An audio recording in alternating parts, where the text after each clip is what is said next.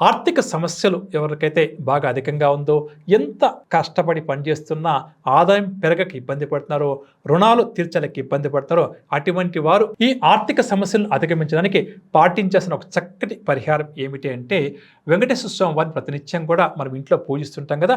ముఖ్యంగా నేను చెప్పబోయే పరిహారాన్ని శనివారం రోజు ప్రారంభం చేసి కనీసం 48 రోజుల పాటు ఆ పరిహారం చేయాలి. ఏం చేయాలనే విషయానికి వస్తే, వెంకటేశ్వర స్వామి వారి ముందు కొబ్బరి నూనెతో దీపాలు వెలిగించే ప్రయత్నం చేయాలి.